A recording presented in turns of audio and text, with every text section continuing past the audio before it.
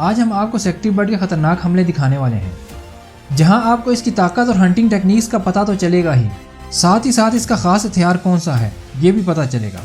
تو چلیے مل کر دیکھتے ہیں۔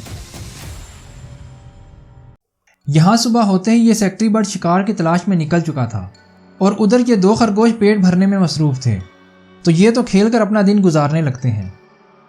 دوپہر ہونے کو تھی لیکن ابھی تک سیکٹری برڈ کو شکار نہیں ملا تھا۔ اچانک ہی اسے آہٹ سنائی دیتی ہے اور یہ بجلی کی پھرتی سے شکار کا پیچھا کرنے لگ جاتا ہے۔ یہ تو ایک خرگوش تھا جو انہیں بھگائے جا رہا تھا، لیکن اب یہ 1 نہیں 2 شکاری تھے۔ یہ خرگوش کو اپنی ٹانگوں سے مار تو رہے تھے لیکن وہ بھی ہمت دکھاتا ہے اور بھاگنے لگتا ہے، لیکن آج تو اسے ان کی خوراک بننا تھا اور آخر میں یہ شکار ہو ہی جاتا ہے۔ ویسے میں آپ کو بتاتا چلوں گا، جہاں دوسرے جانور شکار کو مار گرانے میں اپنے جبڑوں کا استعمال کرتے ہیں، وہیں یہ اپنی پتلی ٹانگوں کو ہتھوڑے کی طرح استعمال کرنے لگتا ہے۔ سانپ کو شکار کرنے میں اگر ایگل نمبر 1 پر آتا ہے تو یہ بھی کسی طرح سے کم نہیں ہوتا۔ شکار کی تلاش میں نکلا یہ سیکٹری برڈ جب یہاں سے گزرتا ہے تو اسے جھاڑیوں میں آہٹ سنائی دیتی ہے، اور جب یہ یہاں پہنچتا ہے تو اسے ایک سانپ چلتا ہوا دکھائی دیتا ہے جو کہ کنگ کوبرا تھا۔ یہ پر پھیلائے اس کے سامنے آ جاتا ہے۔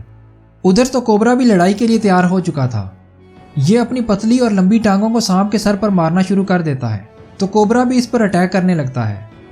ابھی ان دونوں کی لڑائی ہو ہی رہی تھی کہ ایک اور سیکٹری برڈ آ جاتا ہے۔ اب سانپ کا مرنا پکا تھا اور آخر میں سانپ مارا جاتا ہے۔ اب ایک کلپ یہ بھی ہے جہاں کچھ گیدڑ اور سیکٹری برڈ ایک میدان میں ٹہل رہے تھے، تبھی ایک گیدڑ اپنے سامنے کھڑے ایک سیکٹری برڈ کو چھیڑ بیٹھتا ہے۔ اس سے پہلے کہ گیدڑ اس پر حملہ کرتا، سیکٹری برڈ ہی گیدڑ پر حملہ کر دیتا ہے۔ گیدڑ یہاں سے تو مار کھا کر چلا جاتا ہے، پر دوسری طرف کھڑے ایک اور سیکٹری برڈ کو چھیڑنے لگتا ہے، پر یہاں بھی اسے منہ کی کھانی پڑتی ہے۔ ویڈیو کو لائک کر دیجئے، ہمیں سپورٹ کرنے کے لیے چینل کو سبسکرائب کر دیجئے۔ آپ اپنی رائے کا اظہار کمنٹ میں کر سکتے ہیں۔ اینیملز کی ویڈیوز دیکھنے کے لیے یہاں پر کلک کیجئے۔